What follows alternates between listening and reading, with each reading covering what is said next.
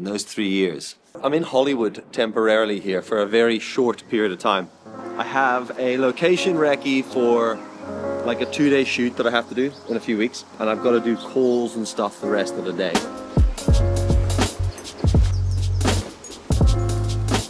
There's two fellas down outside here. I was walking by, I could hear this beeping. It sounded like a drone controller. Like if, you know, when a drone runs out of battery, it's on its last 20%, there's this beeping it does. So I thought, oh, maybe they're flying a drone. I walked past them. They're not flying a drone. They're just standing there on the side of the ocean testing a smoke alarm.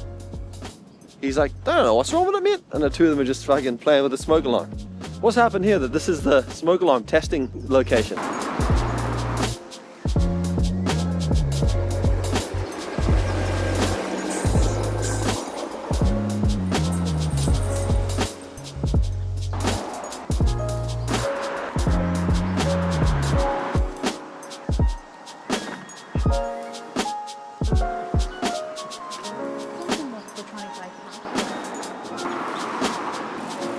I mean, I've got to be on this call in an hour, but I'm going to quickly squeeze it in the session.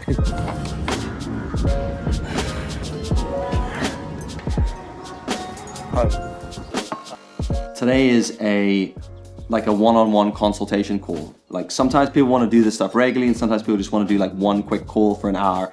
Effectively an hour to ask me any questions you want, and I'll help people build structures and strategies and share the knowledge effectively. So that's what we're doing today. What an entrance. How much budget have you set aside for this? That's the sort of thing, like you could push that all together. Overview video, with a few short social clips. I know and that seems like a lot, because that effectively just bumps up your cost. No, do that. Because we could build a strategy for it as well. Like I can show you like how we could talk about like how you actually package those up graphically. Right, good chatting to you. Okay, there's Ryan Say ringing me. Yo, you've got me in the middle of about 95,000 different calls. Can I ring you back in Alright, cheers. The physio stuff that I had to do last week, I guess I was on the right tracks with the self-diagnosed tela tendonitis. I mean, I'm reading between the lines here, right? It was a really good session, and I learned quite a bit from it. For more information, I've had a sore back for a long time. I've never really been able to alleviate it until I started working with Ben, and he's got a mobility coach called Lorena, who you saw me film doing the pole dancing a few episodes back. And she helped me with some like hip stuff. So she was like, I think a lot of your problems come from your hips. So started doing a lot of like 90-90 work and a bunch of hip mobility exercises, which has released all the pressure on my back. Like it's fucking phenomenal, the difference it made. So if you're having back issues, I feel bad for you, son. I got 99 problems, but my back ain't one. Do hip mobility exercises. What I've learned from that, according to this physio guy I talked to the other day, is that there's a possibility that has changed my gait, the positioning of my feet, and how I operate when I run. So if you think I've been doing that for the last year, combine that with I've been doing a lot less cycling. So my legs have been built from cycling. So I'd say I've got pretty decent shaped calf muscles. See, you know what I mean? That's a pretty good calf muscle. And I would never have thought my calves were a problem. But then at the end of cricket season this year, the last 3 weeks, my calves were fucked at the end of the game. Like to the point where like I had nothing. I couldn't run. I was like, guys, there's nothing in my calves. I literally can't run. I had to almost like, I'm going to have to go for field here at one point. I put these spiked shoes on when I was playing cricket. So when they were hitting the ground, my foot wasn't sliding anymore, and the impact was going up my leg, which I was really starting to feel in my knees. So you combine the hip mobility opening up, changing my gait, with the impact from my foot hitting the ground, transferring into my knee. And then the fact that I'm not cycling a lot means my calf muscles are not going through the normal like exercise that they have been going through for the last fucking 30 years, for the last 30 years.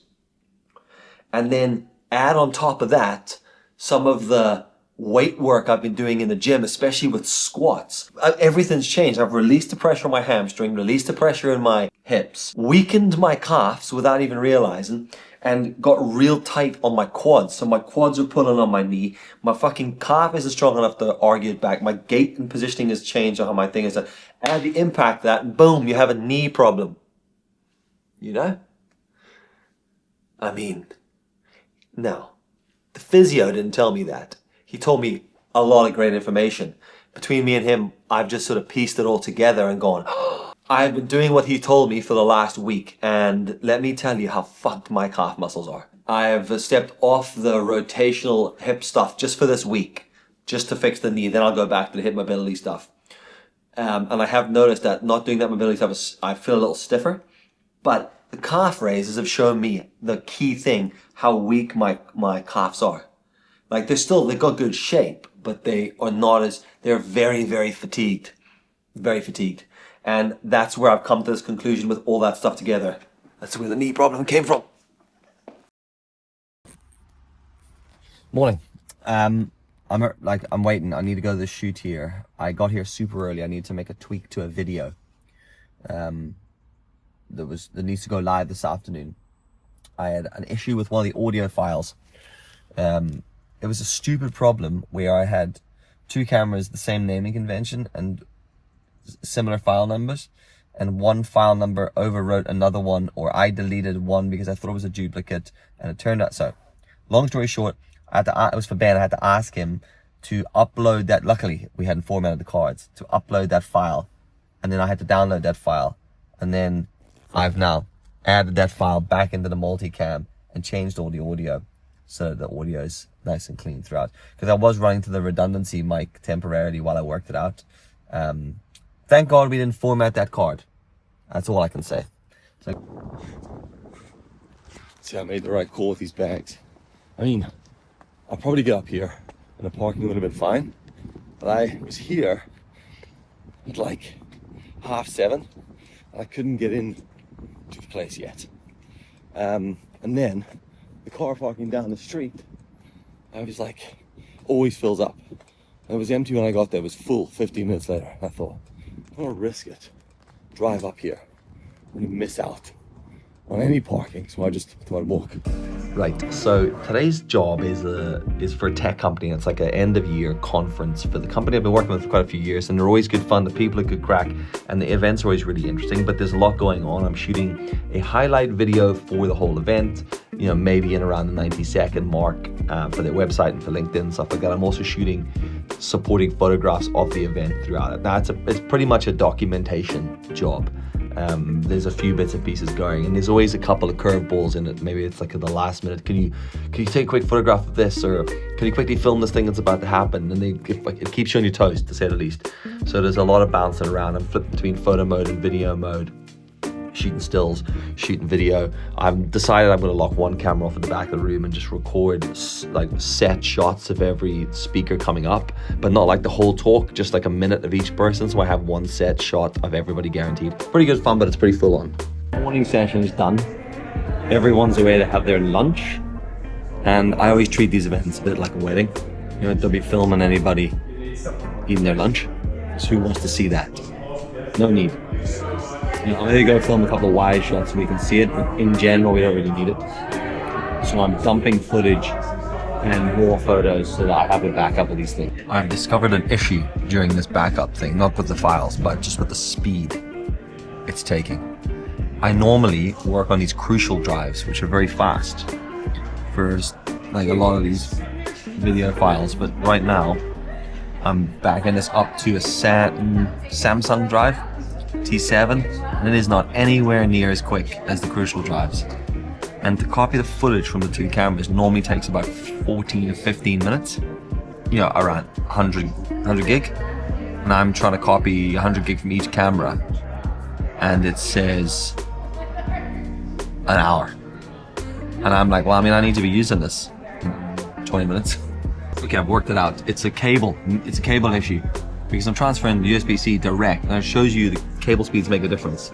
That little cable there is the one that comes with the hard drives. So it's not the hard drive speed, it's that cable that's running out of the FX30 into the thing. It's just a shit cable, and it's transferring at about a fucking third of the speed that the other one does. So FX30 is just gonna have to copy for another 30 minutes, and I'm just gonna have to shoot I'm shooting on too many cameras as is.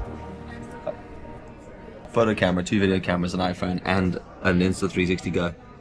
I mean, at this point, I might as well have a fucking DJI 360 sticking out my ass.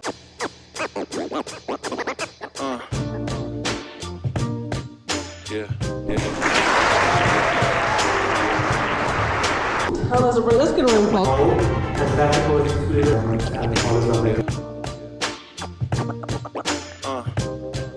Just gonna back up a few things here onto the card. It's like 5:15. If I leave now, I'm just gonna get stuck in traffic. So a total annoyance and waste of time. So I'm gonna back up some video clips and edit the second batch of photos, and then I'll send those to them as well. And then they've got all the photos from today before I go home.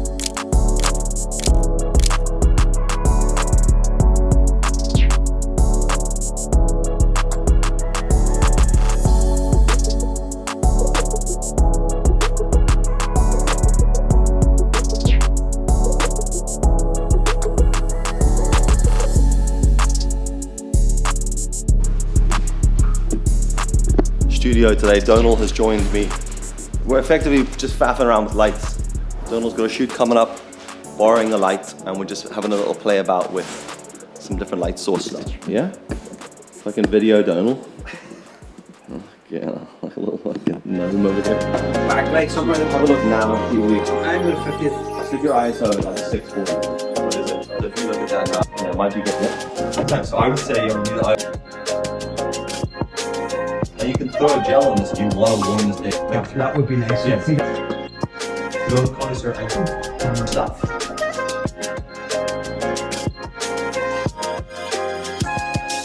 Yeah, that's fine. I mean, not that I don't normally get into gear chat, but Donal is shooting on USM1 cards, which is hilarious. Like, you know, what a real nerdy thing to joke about. Nah, look at you with your USM1. One band of like reading chip things. I'm actually on CF Express now. So what should it be? Look.